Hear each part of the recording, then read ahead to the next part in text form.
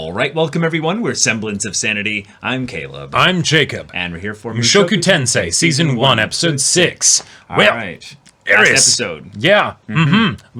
But our Rudy has a job. He is no longer a NEET. Yeah, he is no longer a jobless reincarnation. That's right. The title of this anime can just be thrown out the window now. It's something else entirely. Character development. And you know what? Even if it was motivated by Dere, it's okay. That's progress. Because money didn't buy Dere, because money can't buy Dere. That's right. And I gotta say, as far as like favorite lines in the show so far, that might be it. That's up there. Yeah. Like it is definitely 3. up there. Yep. Yeah. But he was saved by Ghislaine. Yep. She's of course an incredible fighter. Yep. But this is something where she's now going to trust you, Rudy. She's now going to potentially see you as an equal, as a peer, and tolerate you at the very least. That means a lot, but the Sun side of things there might need to be it's worked not with gone. Yeah, it's not going to be magically gone with you. No. But also, Rudy, you got an up close and personal view of what happens when someone with high level sword training goes up against people that are not as good as them. Yeah. They get pulverized, and it's very messy. Yeah.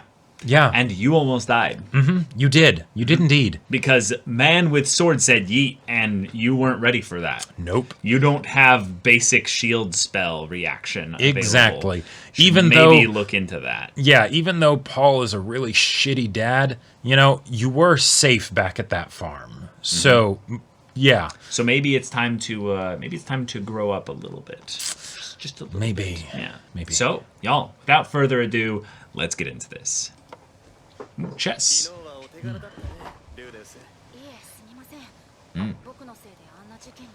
Okay.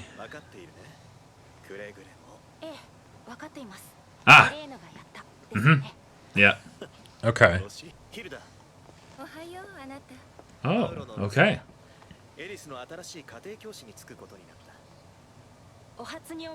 Nice. He's got the bow. Yeah. The bow done. Yeah.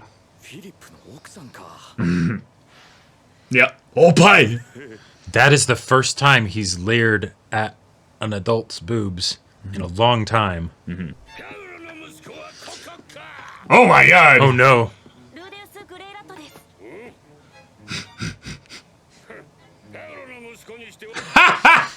Not wrong. You may stay! I love this guy. Oh. Grandpa.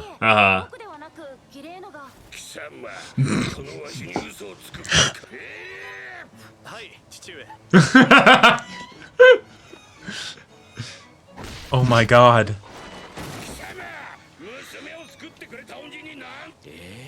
Yeah, what the? Now you know how Paul ended up the way he did. That's what I'm here for. Yep.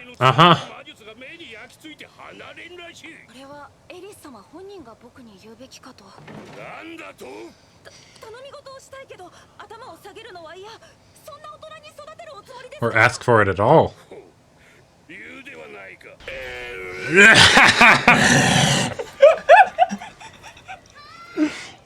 Wow. Holy shit. Oh my god. Did she ask the grandpa to ask him for her? Yep. Yeah. Oh my god. Like dishes falling in the background or some shit.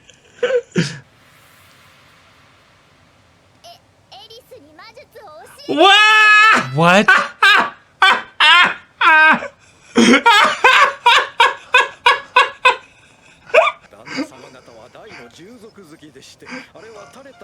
Yeah, I know, we get it. We get it. Well, my heart. Okay. They double whammied us with the comedy. They did. I want to laugh, but at the same time, it's so dysfunctional. God. Yeah. Oh, okay. God, it's so cool having the OP song just be with original animation for montage stuff and what have you. Cool. All right. All right. Wonder if Ghislaine's any good at magic. Wow. That's amazing. Even looks more like Megami now that it's like, Yeah. like no color. Even in a descriptions, fantasy you know? world, he's making sure he gets his figures. Yep, yep. Backgammon? Oh shit, no, not backgammon. Teaching math. Yeah. Oh my god. No, fire is the only thing that exists. It's like, that's not my problem. Yeah.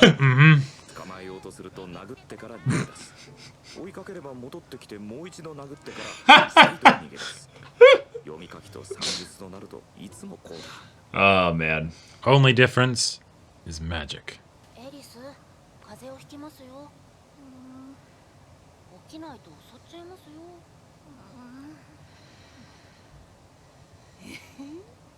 No. Bro. Oh my god. Ah.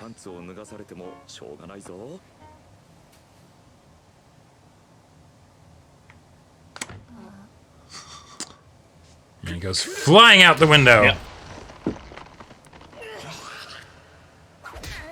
Oh. Yes! More animation on the beatdown.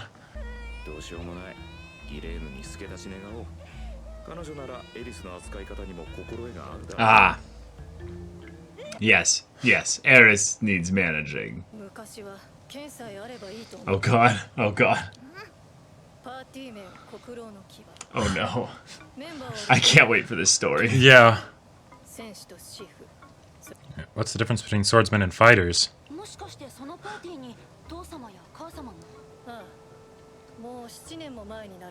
Okay. But because she couldn't read and write and do math, they scammed her like crazy. Yeah.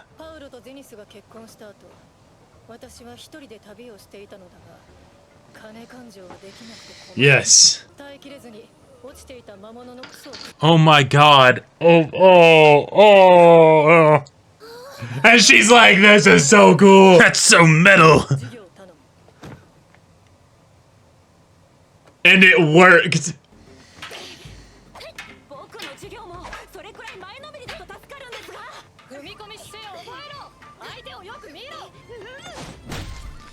Ah, yeah. Nice yeah. hit. Yeah.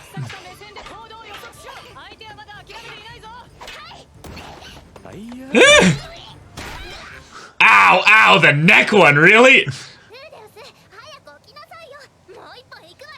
I want to beat you up again. Nope. Get good, scrub.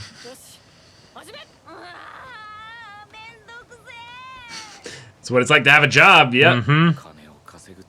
Yep, I was gonna say, yeah. And you, didn't ask for as much as you could have.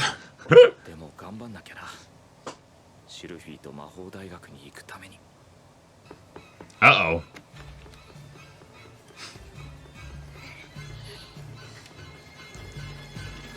Backing up.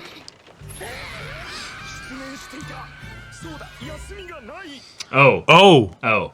Yeah, that'll do it.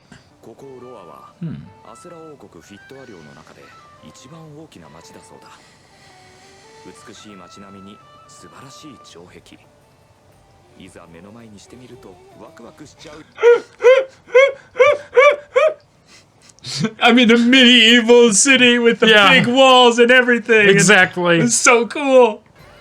Wow. Oh, wow. Awesome. Okay. Beautiful. Yeah.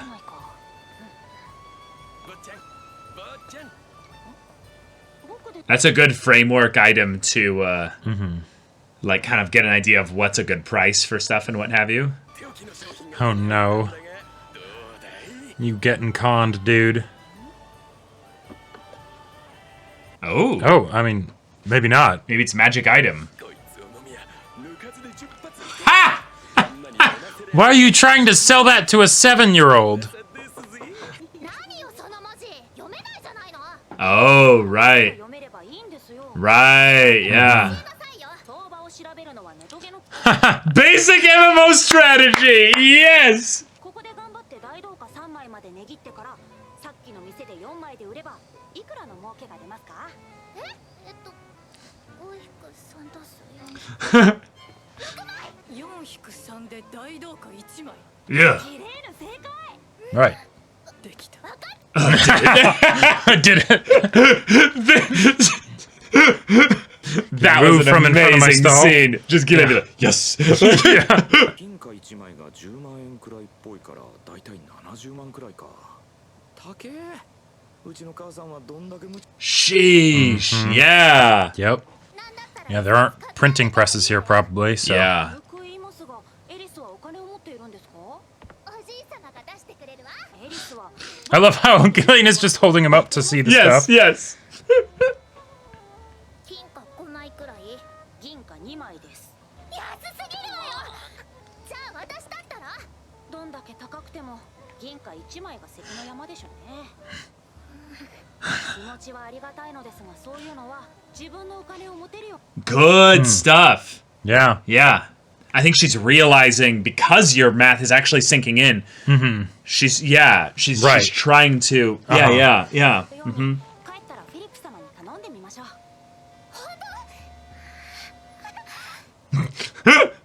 Yep. Little happiness. Uh-huh. Okay. This is cool, kind of getting a little bit of a perspective in the world building side of things too. What? Wait, what? What? 見るのは初めてか You're kidding. Raiden! He called her Raiden! ペルギウスの空中用 Oh, of course. Yeah. All right. Armored Dragon King, yeah. 家にあった本だ。 Oh. Alright. おとぎ話かと思っていた。お嬢様は Oh, okay.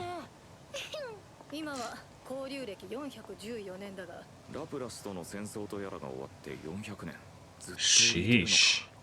てか、そのペルギウスってのは本当に生きているんだろうか。 I love that for some world building. Uh-huh. うちの休日を設けて以来、エリスの Oh, good, good. Yeah. お嬢様 She bought it for him without Yeah. knowing what it is because, Uh-huh. yep. Yep. あとお釣りの計算もできたわ What is her allowance? ありがとうございます Probably like 50 gold a month or Right. something stupid, you know? ところでそれは何の薬なのよ Mm, さあ今日の問題は難しいですよ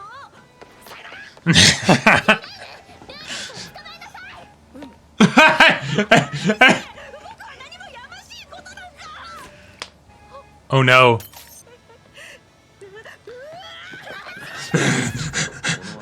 の後 Wow. ごまかすのは大変だった。しかし二人の勉強の成果が着実に出ているよ。今はとりあえず Just deadpan expression while she holds him up. Yeah, yeah. Wow. That was the episode. That was incredible. Okay. Yeah. All right. Yeah. All right.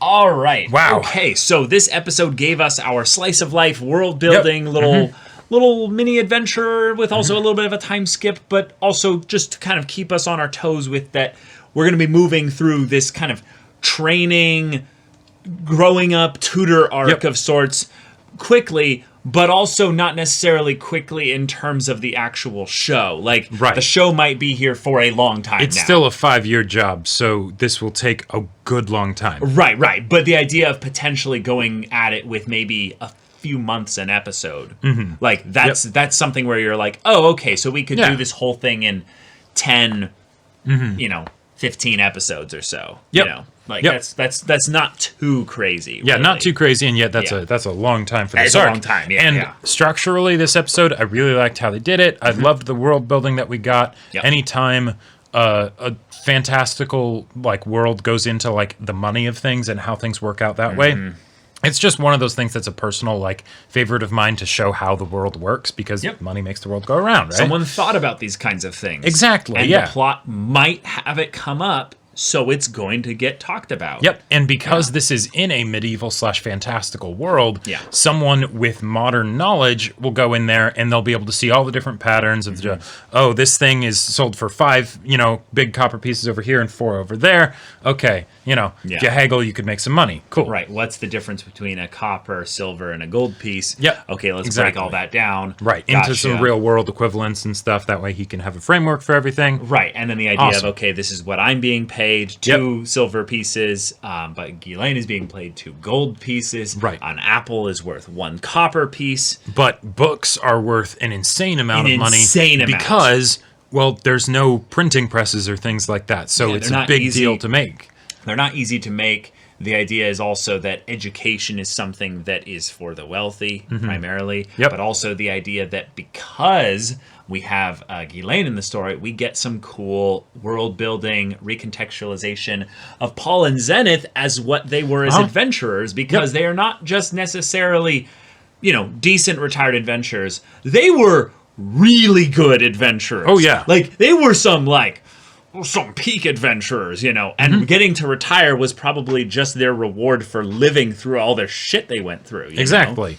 And also, apparently, able to afford books and things like that. So they made off with some loot, some serious rewards for what they did. And then Ghislaine just keeps doing her thing, however she does it. The fact that, oh my god, that I know it's just animation, right? Yeah. But the fact that we actually saw her eating the shit of monsters, that grossed me out so much. Oh god. I honestly think that in a lot of ways, Ghislaine is basically the all of us, the viewer.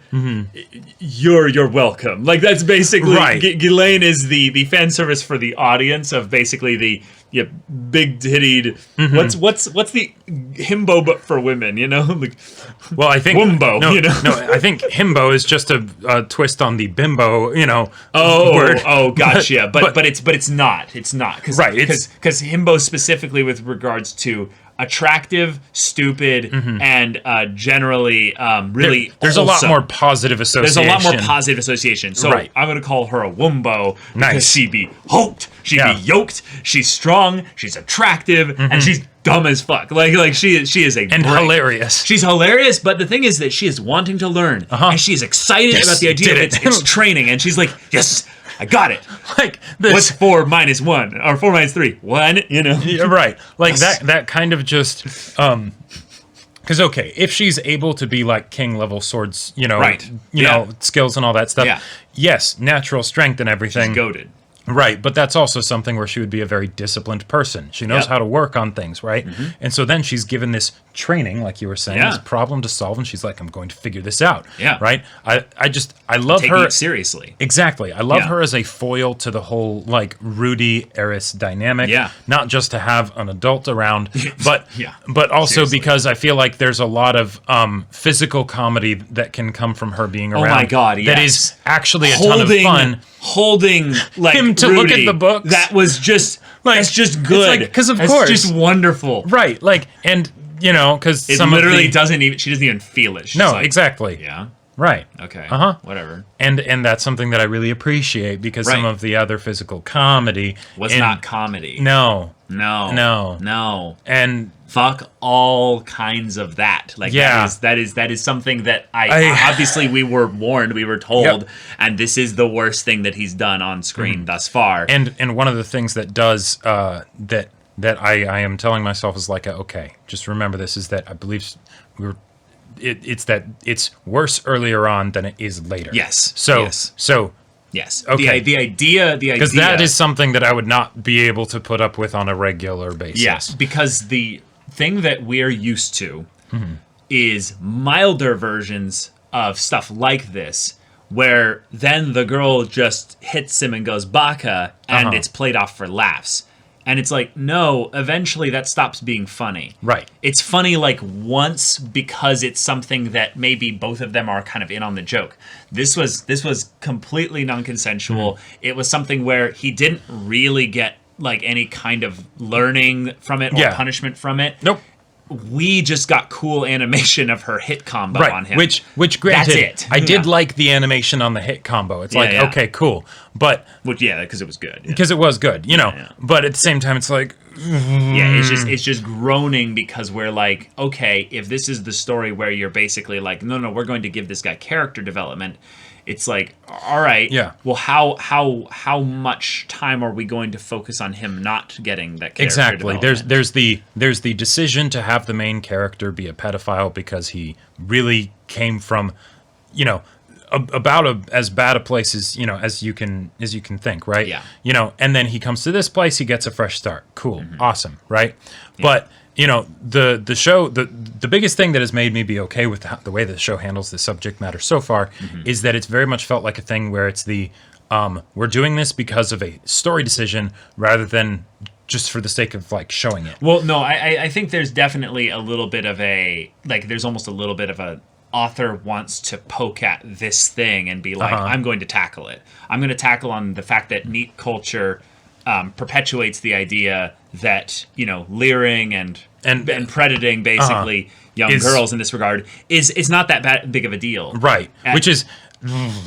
It's the other thing of it is they're just drawings argument, which is basically where it's not that means that's something that's going to be turned into this necessarily, but it's this is an example. It's something where it did for him, right? Exactly, and there's probably more to it than just the fact that he was probably, you know, doing that kind of stuff with his, you know, lewd VNs or what have you. Sure, the fact that because of the situation that he was in and everything, he was certainly not getting that itch scratched in real life in any way, right, or with anyone his, you know, close to his own age.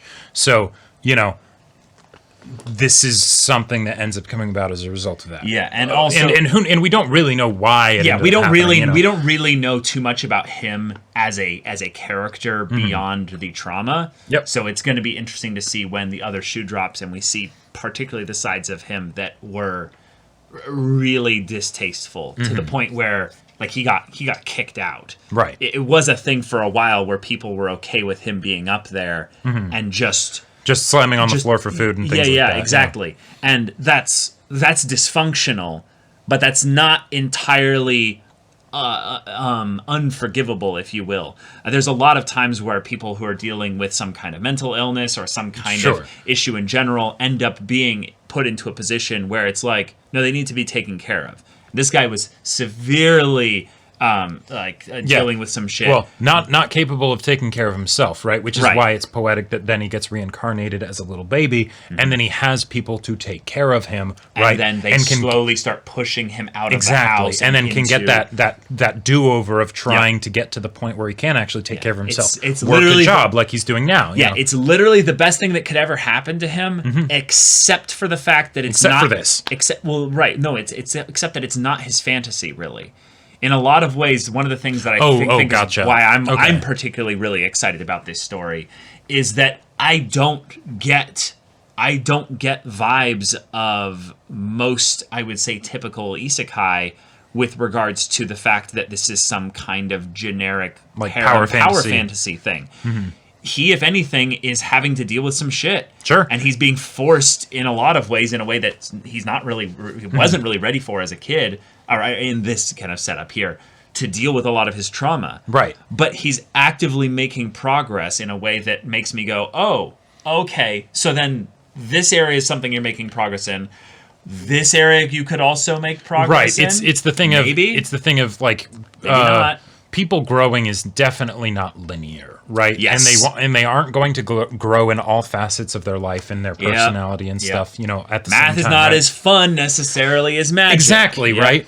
And of course, he is going to be trying to turn this into his harem power fantasy story, right? Like he is actively going to be doing and has been doing everything he can to make that happen, right? Yeah. You had Sylphiat. Yep. You had Roxy. Yep. Now you have Eris. So all of them are in different locations. And my favorite part about this is basically the idea that he will definitely see them all again. But he's going to have to work to get to those points where it's okay, cool. Right. Now I'm an adventurer. Now I'm, off and I'm free in the world. Yep. In some ways, it's something where him coming here is like a crash course bit in growing up. Yeah.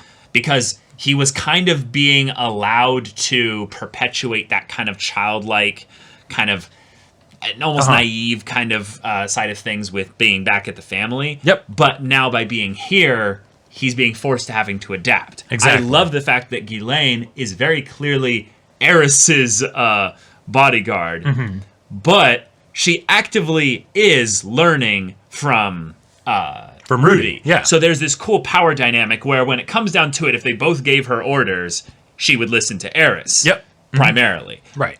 But in terms of like instruction, she's absolutely going to be like, oh, Okay, yeah. yes, Master Rudy. Yes, absolutely. Yep. I'll learn from you. So I love this trio. Like I could spend a lot of time with this trio and have a good time with it. I eventually would think that they would need to give a little bit more on the world building or conflict side of things. But hey, we got that floating dragon fortress thing, adventurer castle thing, which is like, okay, I love that. Go for it. Oh, no. I wanted to say it, which feels like it ties in a little bit potentially to what they seem to be setting up with Roxy, because I was wrong in that she didn't tell anything about that. We hadn't seen anything, I believe, of no, it's just something stuff like that must have happened off screen. Yeah, I think it was just implied to have happened off screen. Yeah, but Roxy's a demon. Roxy's got the yeah.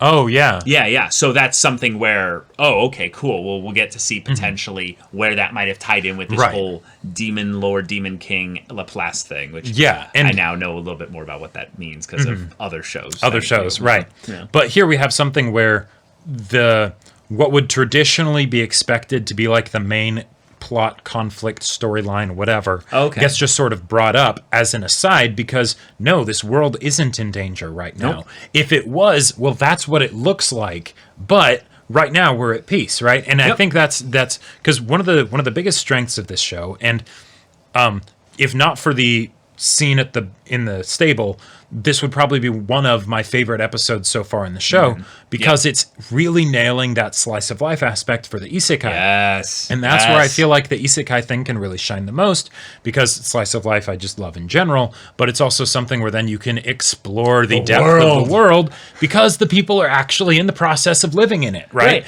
This is a new world, so why aren't we learning about it? Well, in most cases, the character ends up just having everything solved and they don't have to learn too much more than what the characters are going to be like, didn't you know, main character, that this is the way things go? And it's like, that is cool. And then they move on. They have no actual interest or passion in learning about it. Because, well, to be fair, usually they don't need to, right? Whereas in this situation, he does.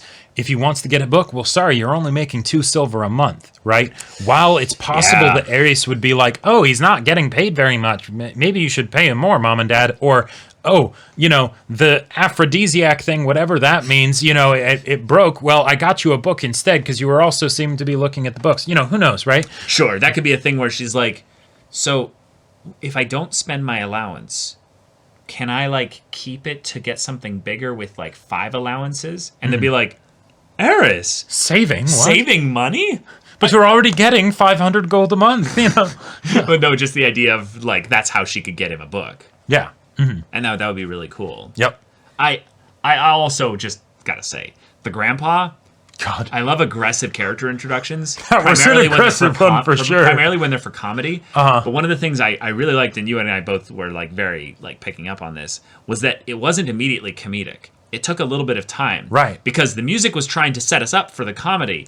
But the immediate bit of, God, shit, we have a loud, demanding, kind of pseudo father figure in the house that definitely seems like he's the kind of person that wouldn't be above striking physically. Well, and we see very clearly that he's not, and it's a common occurrence because Philip just rolls with it on the ground, almost literally. The difference, though, is that he kind of gave the Eris-chan, you're so cute, but I wonder if that was something that he did specifically because that's his son, or if that's a thing that he does with like, with Eris, just anybody. I feel like he definitely has the grandpa loves grandchild, kind of energy, right? Yep. So it's he's going to be a lot more doting with her and things like that. But at the same time, grandfather will buy it for me. The allowance, right. Yeah, he's spoiling her for sure. Mm-hmm. But at the same time, it's the this is the kind of family that Paul came from, right? Just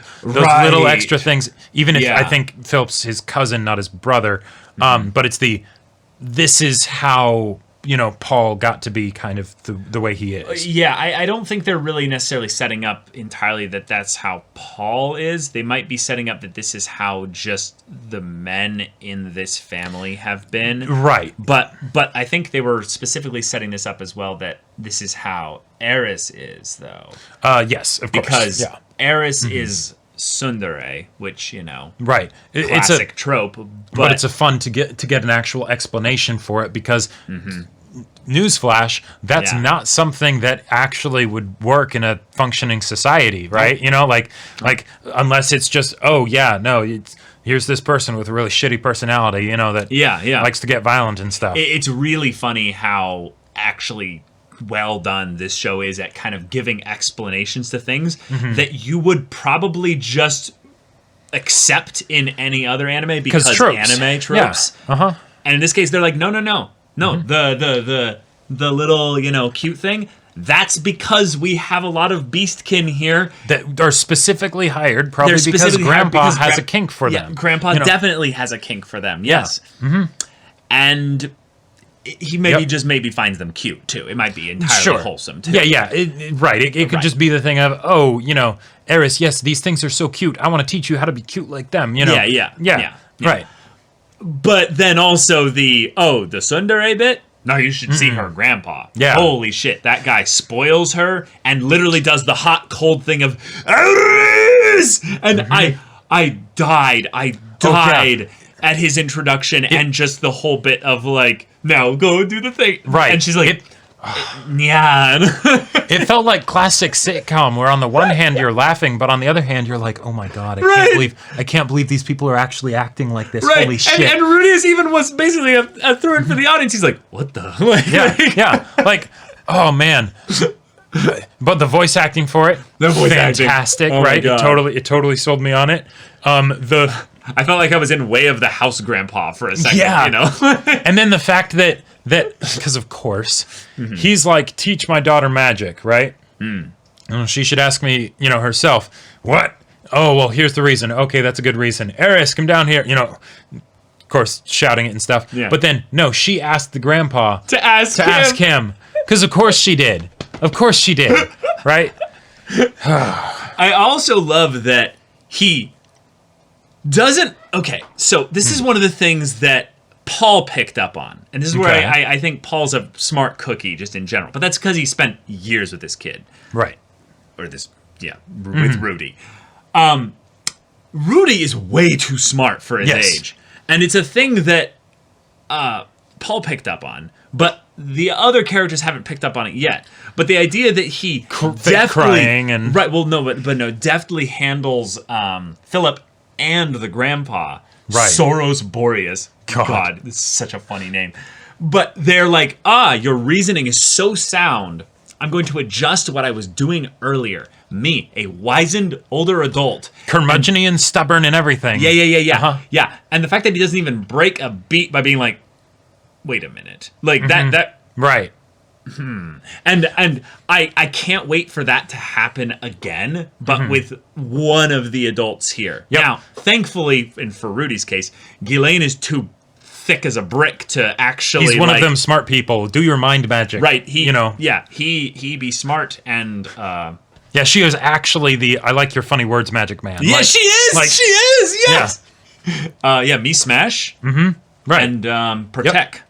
Also, I have two modes. I gotta say, I am very surprised that the aphrodisiac was broken all over the floor and Ghislaine didn't end up getting some of it on her or something like that. Like, I thought for sure that was... I'm sure you're gonna have some, like, hentai plot thing. Right, happen. like some tease of, like, oh, no, Whoa, wow, yeah. Yeah. I totally think that that's something that the creator, the writer of this is basically just like, no. Like, Right. I don't do hentai plots. Like, Yeah. Well, not even like going full hentai or anything, but just as like the... Well, no, just convenient, like, oh God, I must take off my clothes now. Right, exactly. Like, who knows? Maybe it's sort of like a nod at the audience of like, yes, of course, Rudy, because he's this kind of person, is going to, try and get this aphrodisiac. Who knows what he was going to use it for, right? But then this thing happens, but the story just cuts away. Why do you think it... No, it's very straightforward, right? I love the fact that they started having the economics talk also right in front of the guy while he was just trying to sell this, and he's just like... Like, he's like... I wouldn't be half surprised if after they left, he's like... Starts taking notes. Like, he like took notes on some of the things, and he's like... Yeah. They really sell that for 5 over there and 4 over here? And he's like, who cares? I'm selling things for 10 gold. I'm fine, Right, exactly. He doesn't care about something that's that cheap, but it's just but like... at the same time, he's like, wait a minute. Economics. Huh. Interesting. Yeah. Okay. and probably the biggest cover that Rudy has here is that since he's not their kid, if he does something that's really smart, it's we brought you here because you're really, really smart. So, Right. We didn't see the growth period that Paul and Zenith saw. Yeah. So it's just I guess, we have crazy heroes that can break the sound barrier when they do a running slash to paste someone's face. It's like... We've seen someone weirder being things. Smarter, that's not really that. Like, there's probably a spell that's like me smart, like it's probably like a king level spell or something like that. Just cast wish on yourself. Sorry, I just put headband of your... intellect on, and I see. Yes. God. Sorry, it's headband of intellect that comes down here. Then you're like plus 2 plus 4 plus 6. No. Yeah. But really fun episode. I'm very excited to get more of this kind of slice of life stuff. Hopefully, with less of the whole, that. Yeah. But I had a great time. MMO with this. strategy. Yes. Mm-hmm. Yep. Great throwaway line. I mean, Rudy's really backing him up. He's got like money can't buy dare. Right.